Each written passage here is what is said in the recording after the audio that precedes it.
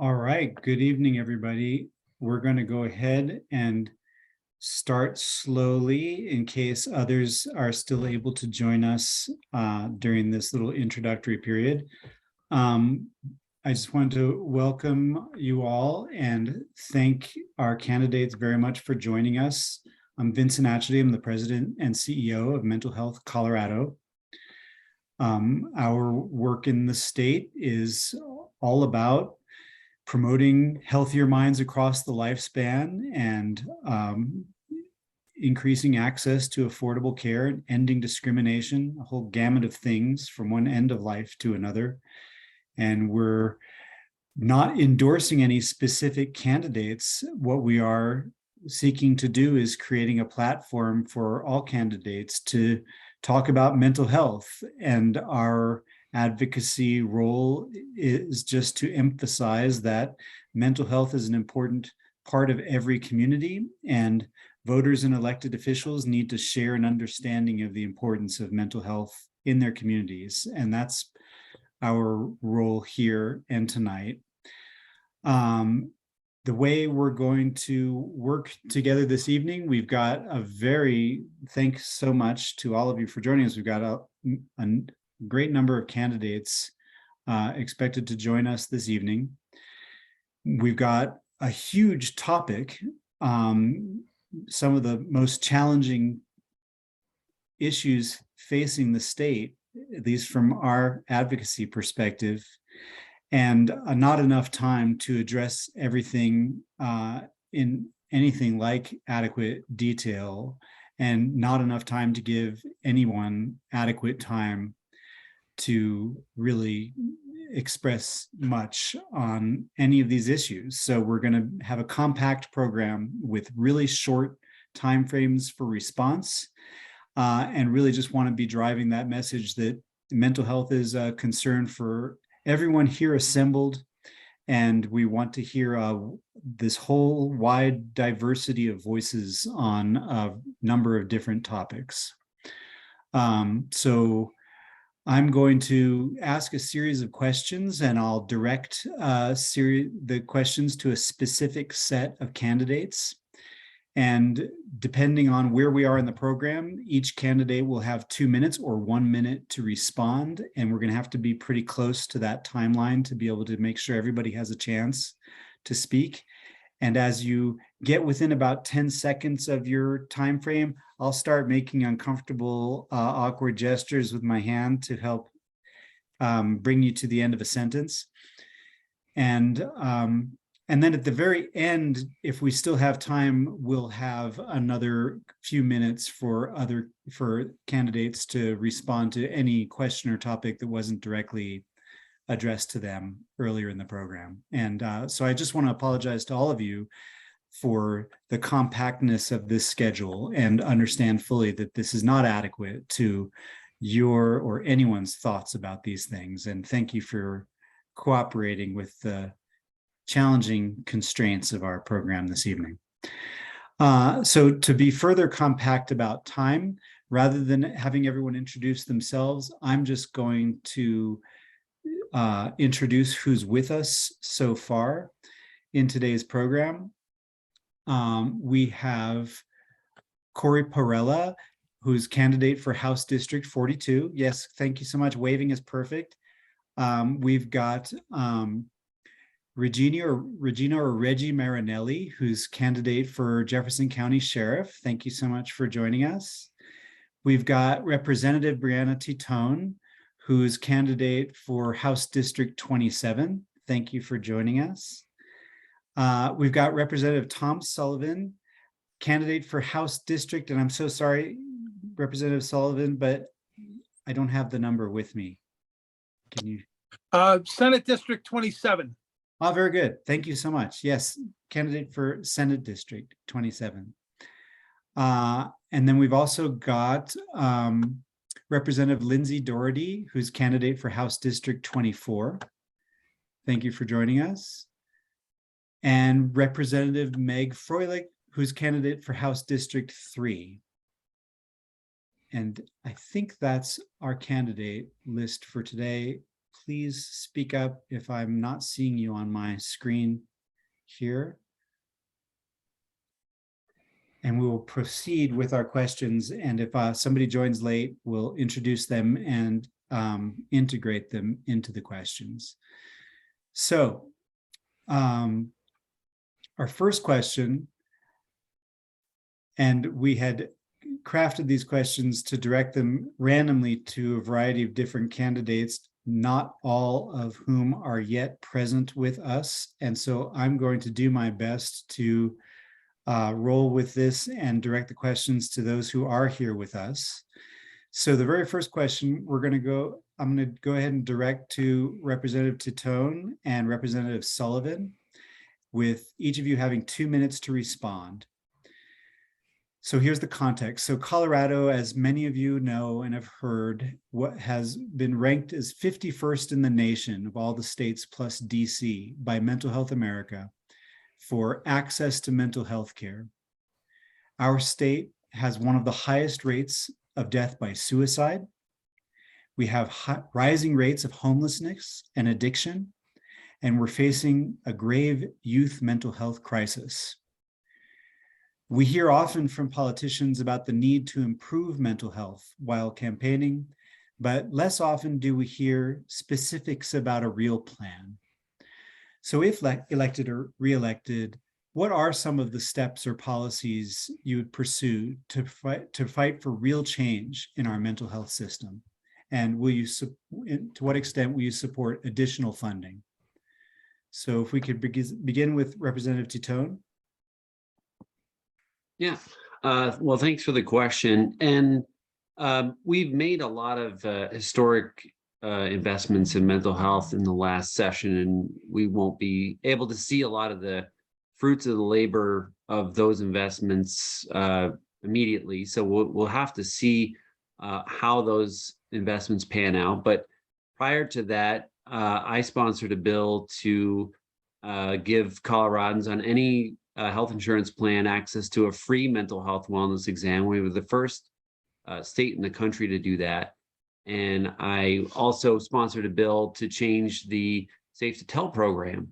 So that way, when you have mental health issues, that police don't get called, which was preventing a lot of students from reaching out to this program because they were afraid of having police showing up for everything that they called for. There's always more that we can do, and we have to keep evaluating and reevaluating after we do changes and make investments. And I'm always going to be someone who advocates for mental health and investing in mental health. It's especially important to the LGBT community, and advocating for marginalized communities in general is something that I'm always first and foremost on my mind. So, you know, as some examples of what we have done already, you know, we need to continue to build on those things. And I'm happy to come up with and entertain any ideas from your organization or any other organization that is really on the front lines to guide us to how we can have better outcomes. Great, thank you so much. Representative Sullivan. Thank you, Vince. Thanks for that question. As far as things that we have done, I mean, I was so honored to be working with your organization, with Lauren and with Mo, the first year that I was there when we passed legislation to put mental health parity online with your physical health. I mean, that is just so important. And to know how long your organization and particularly Mo Keller had been working on that. I was just such an honor to work with them and get something like that passed. Again, as Representative Titone said, it's going to certainly take time to see the fruits of that type of stuff, but to let people know we are on pace of doing things like that. To address the information about suicides, you're absolutely right. It is a tremendous problem, and one of the things that I have done is worked with gun violence prevention, because we all know suicides by gun are only 9% of the suicide attempts every year, but they are successful in over 90% of the attempts. So what the point is to make sure that we take the most lethal means of completing a suicide and get that out of their hands. That's why we passed a safe storage bill, to make sure that the law-abiding gun owners also then become responsible and put locks on those firearms and handle them responsibly so that they don't get into the hands of someone. Also, the extreme risk protection order, where we temporarily remove firearms from someone who is deemed to be a danger to themselves or others. That has been saving lives and will continue to save lives as we move forward. Great. Thank you so much, Representative Sullivan. And these are all tough questions again, and I'm going to move on to our second question. This next question I'll direct to candidates Paul Archer, who's joined us and is candidate for House District 37, and Corey Perella, and also Representative Benavides, I think, has joined us as well. So, and each of you will have 2 minutes to respond. So this question is about youth mental health. And as you all know, youth mental health is a very serious issue here in the state and has received constant media attention. And there are many ideas about how to actually help our kids. So share your thoughts with us about our youth mental health crisis and policies and initiatives that you would support that will tackle this issue. And as part of that response, you can address to what extent you support school policies and funding that increase availability of mental health services and supports in schools and early childhood settings. So with that, we'll begin with Paul Archer.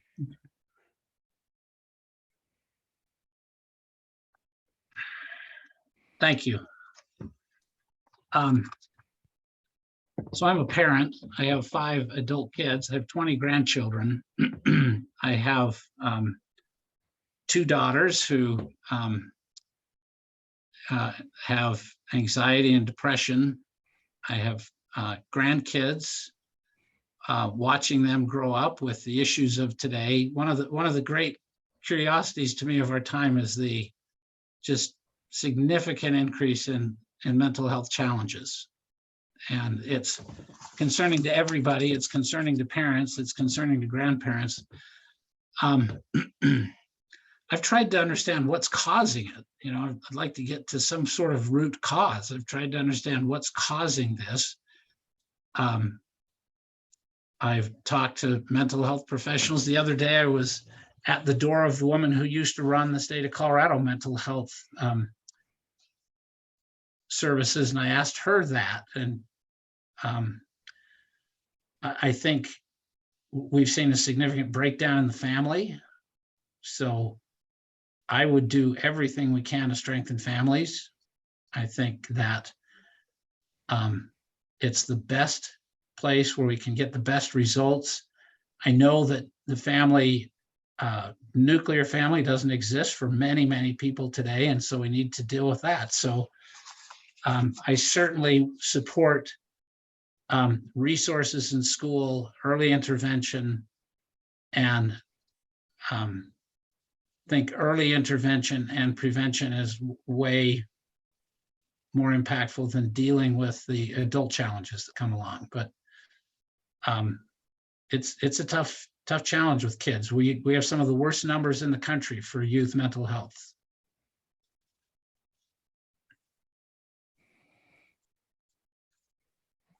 Thank you so much. So Corey Perella, if you wouldn't mind speaking to the same question. Thank you. First, can everybody hear me okay? Good. I have a condition called sensory overload. One of the sub classifications medically is Tourette syndrome. And I had wonderful, wonderful counselors and therapists. I had a speech therapist who explained to me, much like Obi-Wan Kenobi and Luke, how to take the signals from the brain and filter what happens in the rest of the body. That took 15 years for them to figure out because we were on an HMO. My dad was a narcotics cop, so I grew up in a union family with HMO healthcare. Today, when I was married, we had the worst healthcare that you could give to a family. So when, as an adult, I was interested in going to have somebody listen, there was little to no access. So when I hear that today in our schools, there's no such thing as a guidance counselor. There's no such thing as the counselor to go talk to air out your emotions. Oh, you wonder why we're not having more tragedies like we had in 1999. I'm surprised we're not 52nd as out of 50 to make a dark humor out of that. Things could be worse. So what am I going to do? I'm going to make sure we move heaven and earth to make sure this is as funded as our military. If we don't care about our kids, who will? I hear people talk, oh, I care about kids. No, you care about your own kids. I got 3 too. Thank God. They're all honor students in high school right now. And none of them show the symptoms of what dad has. But instead of me not having any self-control over that, I had so much teaching. I got, 2.5 master's degrees out of it. So I found a constructive way to deal with it. But not a lot of kids have that guidance. And we're in a state that's clearly crying out for more support. I would be more focused in my plan than some of the more general rhetoric I've heard here. But since we don't have enough time to get into that, that's the completion of my statement. Thank you so much. Representative Benavides, would you care to answer the same question?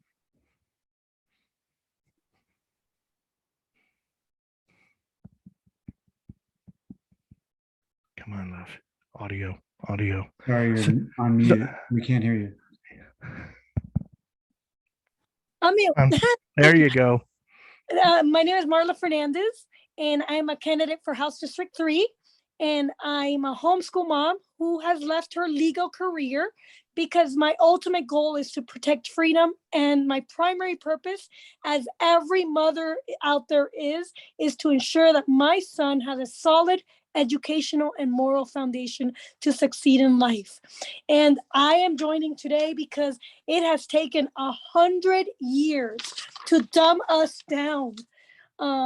That we have more followers than leaders, and racism has a lot to do with it.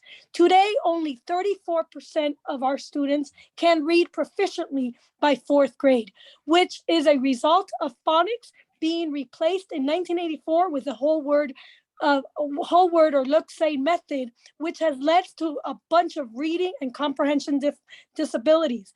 I have firsthand experience of this when I was homeschooling my son and when I ran for school board in 2021.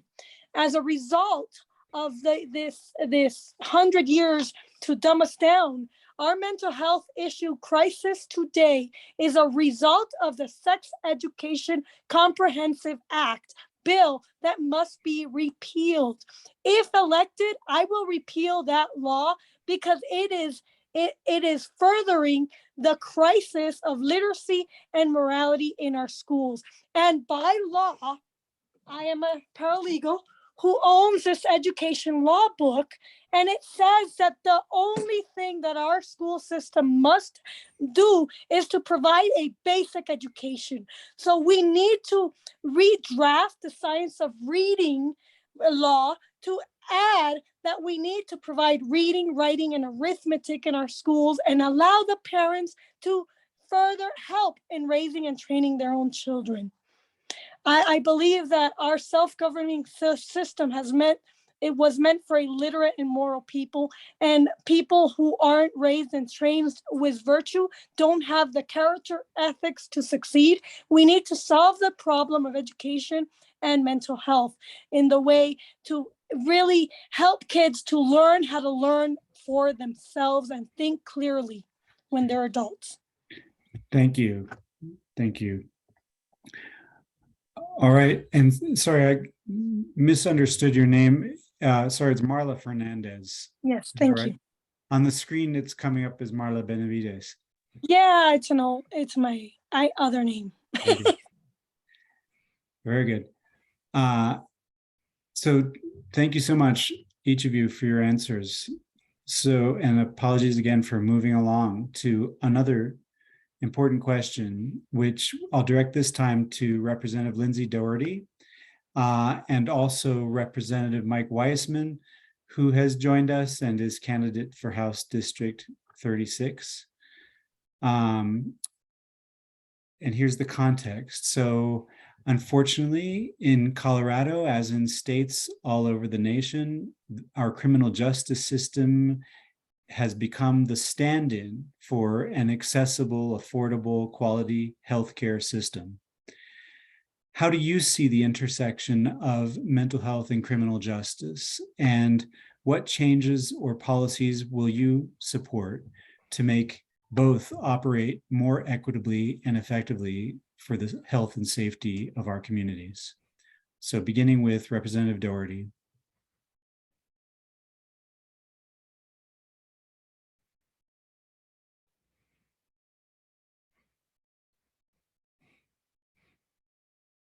Who may have fallen off the call as I scroll through here. So rather than that, Representative Weissman, would you mind addressing that question? Sure, and thank you, Vincent. And sorry, I hopped on a little bit after the start time here. That's okay. I'm sorry if you missed it. We're allowing 2 minutes per response. So, 2 minutes. Wow. yeah, I know it's impossible. I'll try for the short version. So for context, I actually have had the privilege to chair the House Judiciary Committee for 4 years, where we grapple just about daily, at the least weekly, with these issues of the intersection of mental health and our correctional system. The DOC director, Dean Williams, will tell you rightly that he runs the largest mental health institution in the state of Colorado, and it should not be that way. I will hit on 3 things really quickly that we've started to do a little bit of in this state, and that I think we need to do more of. The first is co-responder models, so that when somebody is acting in a manifestly criminal way, waving a firearm around, hold up in a hostage situation, we need to deploy trained law enforcement officers to keep innocent people safe. The idea of a co-responder model, and this takes different forms in our state, all the way from Denver to Aurora to Summit County to Montrose, is when somebody is not manifestly a threat to public safety, when somebody is acting out in a way that is indicative of a mental health condition, that perhaps a peace officer is not the best person to deploy, or at least not the best person to deploy alone. Here in Aurora, we are putting people through peace officers through crisis intervention training. That's a great start, but the idea of a co-responder model is to have a social worker or a counselor or somebody with a different kind of training, who is dressed differently, who is not carrying a sidearm, who can maybe intervene and provide an appropriate response and keep the situation from escalating into where criminal charges happen, and somebody who's already struggling is drawn farther into the system. The second issue is that we are currently undergoing a pilot to screen people inside DOC for traumatic brain injury, and then try to figure out what the appropriate response is. At the same time this year, we passed a bill to start to provide better screening for survivors of crimes who may have experienced a TBI. We know that TBI can result in loss of executive function. Sometimes somebody might be injured in that way, and they might go down the road and find themselves committing offenses down the road. We certainly want to prevent that from happening. Last is we have a serious problem in this state, and we are paying $10 million in fines a year concerning the issue of folks who are incompetent to proceed in the criminal legal system. That is a term of art. This backs up on the US Constitution. If somebody's mental condition is such that they cannot understand the charges against them and participate in their own defense, it is unconstitutional to bring criminal legal process against them. We have a lot of work to do to better address that in our state. Thank you. Thank you for rising to the impossible task of addressing that intersection in 2 minutes. And I'm gonna, since Representative Doherty is not with us, if I could we hear from Regina Marinelli about the intersection of mental health and criminal justice, and changes or policies you'd support to make both of those systems operate more equitably and effectively for the sake of health and safety in our communities? Absolutely. We are in Jefferson County. We currently use the co-responder program. However, it does need to be enhanced. It needs to be brought to a larger scale, working with our patrol deputies. We do have crisis intervention team training. However, right now it currently is an option of the deputies if they want to take that training or not. It is my opinion that every deputy in the Jefferson County Sheriff's Office should be mandated to take that training. It's a de-escalation training. And so that way the deputies are more in tune with the different illnesses that are out there, the different addictions, and can deal with the de-escalation more properly based on that training. Some of the things I see as stated earlier, we have a lot of mental health in our jail right now because there is no other place to put them. If we have an inmate that comes in, and we've had some in the last 10 years that are extreme mental health issues, it takes us sometimes 6 months to get them to the state hospital. Therefore, in that 6-month period, we at the sheriff's office, every jail is dealing with this. We have to maintain those inmates, and we have to come up with how they are going to be housed, how are they going to be dealt with on a psychological basis, and keep them from harming themselves. It takes a lot of staff to work those units. We have literally a mental health unit in our jail. And so part of the problems I see, the addictions in society are extreme. I've been at the Sheriff's Department for 36 years. In that 3.5 decades, I have seen the types of people that come into our custody. And years ago, it used to be, every day you'd see 2 or 3 inmates that came in that were addicted. Now it's 2 or 3 inmates a week that are not addicted. So it's been a complete turn. So we need to deal with those addictions better than we have. Right now, we are not dealing with those addictions, and we need to bring in some kind of a therapy to get these people back on their feet, back out in society, and keep that revolving door from happening where they keep coming into our custody based on primarily their drug addictions. Great, thank you so much. We could spend the rest of the evening talking about that question or any of these questions, but I'm going to move along in the interest of time to make sure we get through the whole scope of things that we included in the program. And I'm going to direct this next question to Representative Meg Froelich and to Eliza Hamrick. And again, you have 2 minutes to respond to a hard question, and that is, as we all know, the death toll from fentanyl is a major issue in the state. And many believe that increasing criminal penalties for people who use drugs is the answer. We know that there are wait lists across the state for access to substance use treatment, that there are people who want care but are unable to access it or afford it. So do you support increased criminal penalties for people living with substance addiction? And do you believe that the state should be investing more funding in harm reduction and treatment? Thank you for the question. And boy, this is, as all the questions are, just absolutely critical issues in our facing Colorado. So I did vote for our recent legislation around this issue, and I voted for it, number one, because of the harm reduction, $52 million going to harm reduction testing and treatment. And I wish that the portions on penalties had been strengthened to make sure that we were going after who we really wanted to target in the legislation, which is dealers and not users. So I definitely am opposed to increased penalties for users and increased penalties for dealers. We also have the opportunity with the opioid settlement funds, and hopefully a good attorney general will continue pursuing national litigation on the issue. But have directed funds to this issue. They haven't been enough. We did put in funds for more beds. We did put in an Office of Behavioral Health that I have high hopes for. So I do think that there's opportunities. I think the budget is a moral document, and I am in favor of increased funding in this area. But I also want to see the follow-up. We hope to see starting in January of real data and analysis and transparency on the programs that we've funded so far.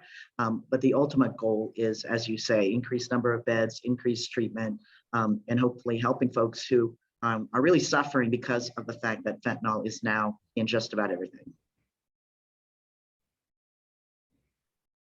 Thank you so much. Eliza Hamrick, would you respond to the same question? Sure, yeah.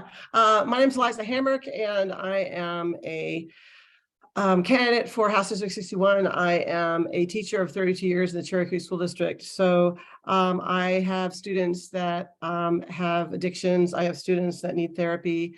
I have a lot of connections with people that have mental health needs. And like Representative Froelich said, fentanyl is a scourge in our society, and we don't want to criminalize addiction.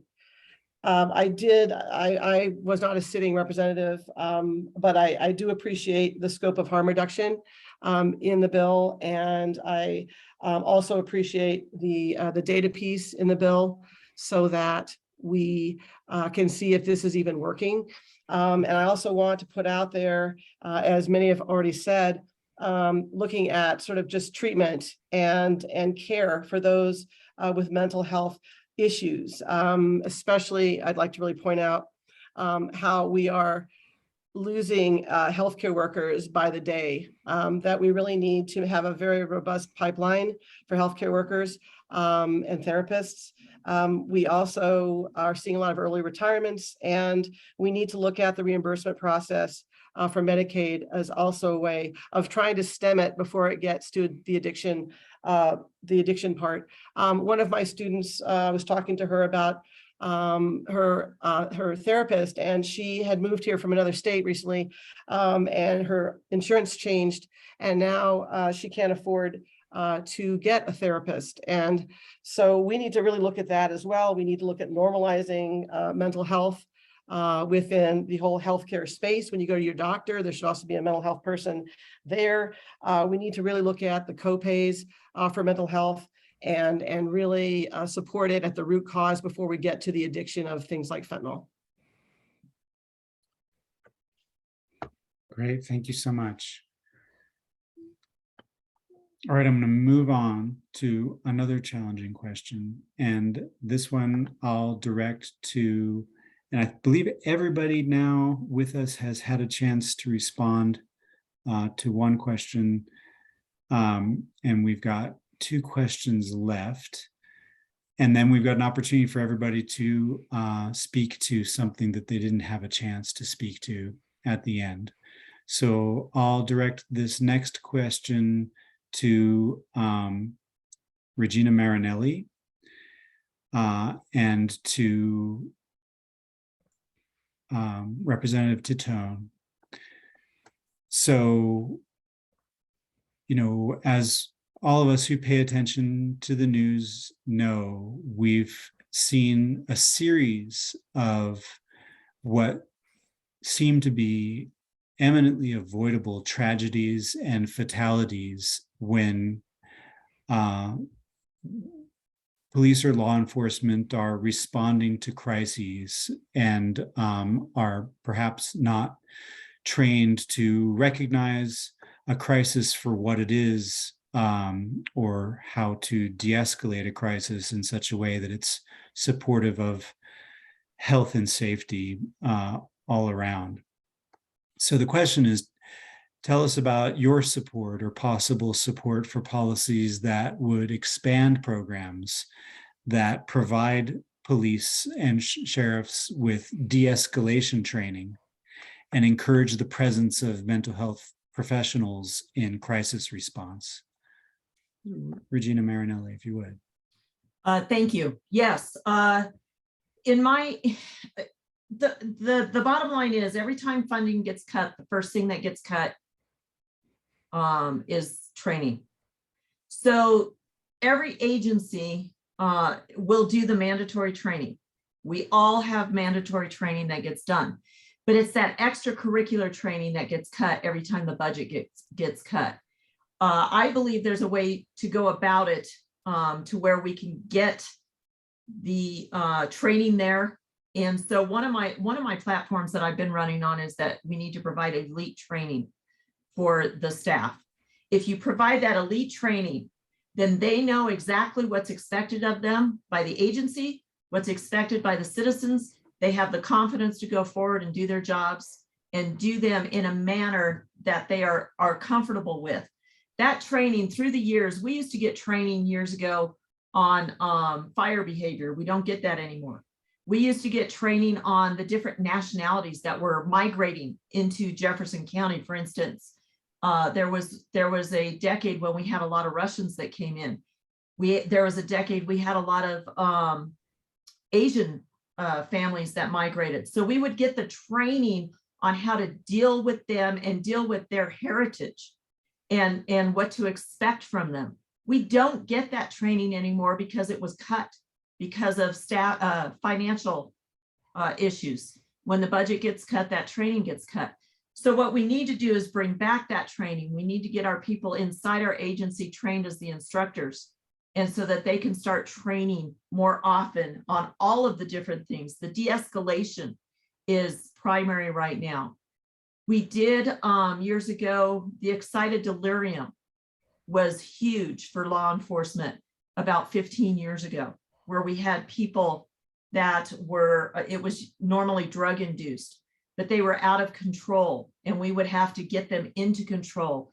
And the training was, you know, you use your taser, things like that. We have learned through the years that the taser, that weapons are not the way to go. We need to bring in the experts. We need to have them side by side with us. We as law enforcement need to have that training to where we can help de-escalate when we don't have those experts side by side with us. Because believe me, when I say everybody is hurting in trying to get staffing and retention. So it's hard to get those mental health workers with us right now. But that's what we need to do. We need to tear down the silos that we're used to working in and start working as a team across the board. Thank you so much. Representative Tone. Yeah, thanks for the question. And, you know, thoughts to the family of that young man in the vehicle up in Clear Creek. As Reggie said, you know, training is the #1 thing that we can do. And co-responders, whenever we can, should be employed to respond to situations where we know that there's a situation that could be a mental health issue. One thing that we did in the legislature recently was have a designation on a driver's license that has, if you have a disability of some sort, which could be a mental health disorder, that would show up on your driver's license to give the police officer a chance to understand that they may be dealing with someone who has an issue that might, maybe their medication isn't being taken, something like that, just to be aware of those situations. In some of these cases that you're speaking about, I don't know if they even saw the license for that young man, or whether they checked, but the #1 thing is de-escalation and training. And we can't, you know, think of the police as a hammer and everything becomes a nail whenever we try to fix it. And every situation becomes a forceful situation. So getting those resources to the police, and, you know, if it requires us to try to reallocate money from their budgets to do this kind of thing, then that's what we need to do. And we need to hire more people. And if the shortage of mental health providers is what it is, we also need to work on getting more mental health providers in the system so we can actually have them available for all of the different reasons that we need them around, whether it's to respond with the police department, in the schools, just in general for everyone. We need to make sure that we're getting the actual professionals who do this kind of work in the system and available for us to take advantage of. Thank you so much. All right, I've got one more formal question for the evening, and I'll direct that to Corey Perella and to Paul Archer, and also to Marla Fernandez. And again, each will have 2 minutes to respond. So extreme risk protection orders, also known as red flag laws, or ERPO here in Colorado, is the law that allows law enforcement to temporarily remove weapons from individuals who are deemed by a judge to be a significant risk to themselves or others. Tell us about your support or stance with regard to the implementation of extreme risk protection orders. And we'll begin with Corey Perella. I'll just say, to start with, in my lengthy 2 minutes, I fully support the spirit of this law. I think it could be looked at even closer, but you can't play case by case in the bottom line. Excuse me, in the lowest level of the law. I do support it. I support it absolutely. And we'll throw this one out there. I'm also in support of capital punishment. There are people with complete disregard for boundaries. I've had my fair share of counseling in this area, and we would often in group counseling sessions realize, well, that person's got to go back to prison because they have no regard for boundaries whatsoever. There are going to be people who just decide they want to hold the weapon and hold the people in their lives relatively hostage, at least from an emotional point of view, wherever they are in their lives. If they want to do that in their own room and kind of meditate on it, I've never met a criminal who stayed that way. They usually go out and do something about it. So I do believe that this law is in the spirit of righteousness.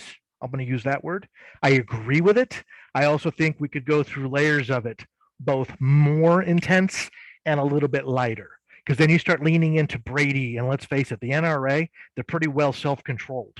I didn't even qualify as a member. They thought I was too sloppy. That's kind of an in-joke, because I made jokes about squirt guns, which leans into non-lethal weapons, and how I feel about teachers being prepared if tragedy breaks out in a room. I've been in the classroom a while. So that having been said, fully supportive of it as it's written. I also think we could go back and do a couple of cool revisions on both sides, if that makes sense. Thank you. Thank you so much. And now, sorry, if Paul Archer, if you wouldn't mind answering the same question.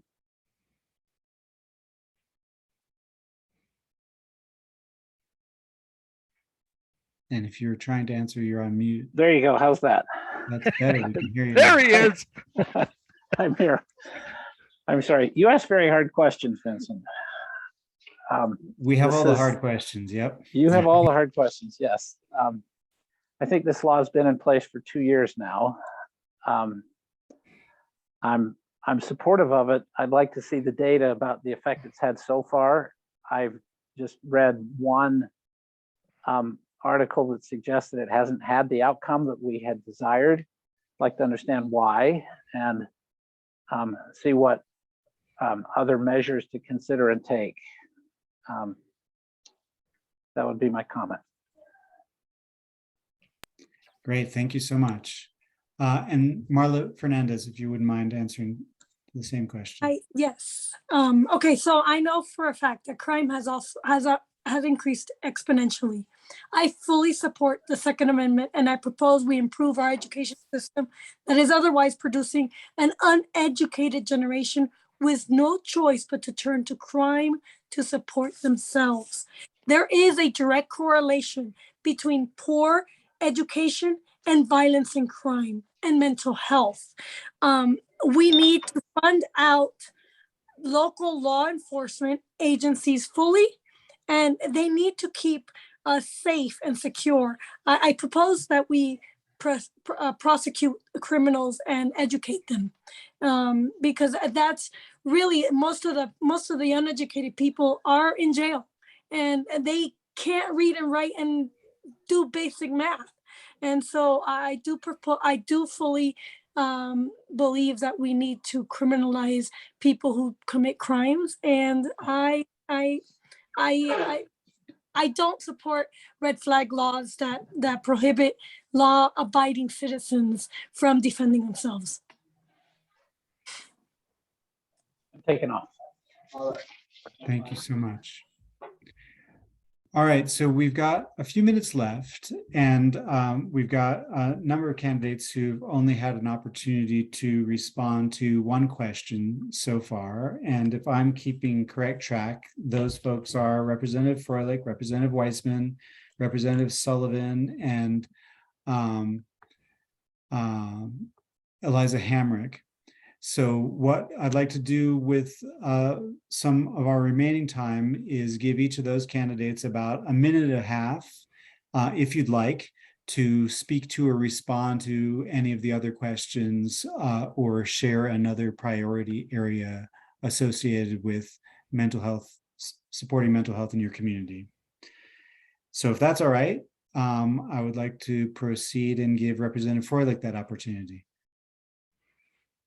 Thank you, Vincent, and thank you for bringing us all together for this important discussion. And I do realize time is short, so I appreciate everyone being brief and trying to tackle these tough issues. So I'll try to do the same. Basically, I want to just put firmly out there that our caucus, our Democratic caucus in the House and Democrats in the Senate, had an opportunity to spend federal money for one-time spending. And it was our caucus priority to place a significant amount of funds, over $250 million, into mental and behavioral health. And we'll see the results of that over the next few years. But that indicates a priority, certainly for myself and for my fellow members in the House. That is critical. As I said before, a budget is a moral document. And so we are trying to put dollars into mental and behavioral health issues. We are trying to put dollars into better policing, into alternative response. We are trying to decriminalize behavior that it should not be criminalized. I ran a bill on police interactions with folks with disabilities. It's incredibly difficult to alter culture and shifts in institutions. But I do think that personally and across our caucus, we have a dedicated and proven record of identifying who the vulnerable people are in an equation, and where power structures are not doing right by those vulnerable folks, and seeking to redress that imbalance of power. And so I look forward to trying to do that more. It's a huge problem. And but I appreciate Mental Health Colorado's interaction with the legislature and their nonstop advocacy for folks in Colorado. Thank you so much. Representative Weissman, would you like a minute and a half or so to address one of these issues? Sure. Thank you, Vincent. You know, I think as we wrap here, I'll just sort of say a few things about something that's been on my mind the last couple of years through our legislative processes, and frankly, through what all of us have been through in this country and the world, which is COVID and an economic recession and pretty unprecedented conditions that we've all had to live through, and then turmoil in our political processes, and now inflation and so forth. And in a word that is simply trauma. You know, decades ago, we didn't have a social discourse about mental health conditions like depression. It was taboo, it was not understood, it was not taken up into the policy domain. That's better now, it certainly isn't perfect. Over the course of my lifetime, I think we've gone from little to no understanding of post-traumatic stress. I deliberately omit the word disorder. We're getting better now. You've seen us grapple with that in the law enforcement condition in the legislative process. You know, like I said, we're starting to grapple with the complexity of brain injury as it relates to survivors of crimes and those who are within the criminal legal system serving a sentence. Frankly, those two groups of people are sometimes the same people. I think that we are only beginning to develop a social, a political understanding of the diversity and the complexity of trauma. which is unfortunate because we're pretty good as a society in creating it, through things like hunger, through things like economic stress, through things like homelessness, through things like gun violence that we've spoken to a little bit here. For the young generation, and we spoke to that right as I was hopping on earlier, it can even be as fundamental as, are we grappling with climate change, and how habitable is the world going to be for those of us still alive in 2100 AD? So when we talk about folks with mental health conditions, there are sometimes very acute biological bases for things that are chemical in nature in the brain. But I think we also have to grapple with the reality that there are a lot of things in this complex, fractious society that we are all part of that do stretch all of us some of the time. And because some of us, through less economic means or otherwise, are less able to buffer against economic pressures or whatever, or we are privileged to have security of housing or our work and our income or whatever, we're a little bit insulated from things that, if taken too far, will push any human being to the breaking point. I don't have a policy answer to that. That's not solved by a bill, but I think it just goes to the scope and the complexity of what we're talking about here tonight. Yes, thank you so much. Representative Sullivan, would you like an additional minute and a half or so? Sure, I'll make it quick. And I agree with both of the previous speakers, especially Rep. Froelich, who laid out what our caucus, what our priorities were in the last 2 years, and certainly as Representative Weissman talked about, unprecedented times. We never had a global pandemic and having to deal with it while it was happening, and then the results afterwards. One of the things that I'm proud of that our caucus decided to spend, and again, an unprecedented amount of money that came into our state for us to be able to use in whichever way we saw fit. And as Representative Froelich said, we used a lot of it on mental health. We also used a lot of it on homelessness, and in areas where those two things coexist. And that was one of the bills that we passed about a homelessness campus, because when you get into homelessness, and it's not generally just a singular issue with you. There are other issues that follow along with that, and to be having a one-shop place where you can get help with a drug addiction, you can get help with mental health care, you can get help with family planning and all of that type of stuff. That is something that we were able to put together. Again, it's going to take some time for that to work itself through. I mean, there isn't a magic pill that is going to solve this overnight. It took us decades to get where we are. It's going to take us time to get out of it. But I'm confident as with some of the things that our caucus did, both on the House side and what we're going to do on the Senate side, that we are on the right path. Great, thank you so much. And then, so let me just interrupt our little process. Eliza Hamrick, I'll give you a minute and a half if you'd like that in a moment. And let me just add that Representative Shannon Byrd, who is candidate for House District 29, has joined us. And so that you have a moment to think about it, Representative Byrd, at the end of our program here, we're just offering up an additional minute and a half or so to express your position on supporting better mental health outcomes in the community you be serving. We've had a series of questions to which others are responding at this point, but an open statement is fine. And you'll have about a minute and a half when we get to you. And for now, let me turn then again to Eliza Hamrick, if you would. Thank you, Vincent, and Mental Health Colorado for all that you do. And I applaud the Democratic Caucus for all that they have done to help increase access and affordability for mental health. But we still have a long way to go. We've had a 40% increase in the rates of youth experiencing sadness or hopelessness. We have a mental health workforce shortage, which leads to increased caseloads. We have facilities closing. We have a lack of robust investment in behavioral health services. We really have a need for equitable care that is grounded in our communities. So I'm looking forward to working with Mental Health Colorado. I'm looking forward to working with you all, and I'm looking forward to working with all the stakeholders to create policy that cares for all Coloradans' mental health care needs. So thank you so much for this time. Thank you so much. So Representative Byrd, if you're ready for remarks, you've got about a minute and a half now, if you'd like to take that opportunity. And thanks for joining us. Absolutely.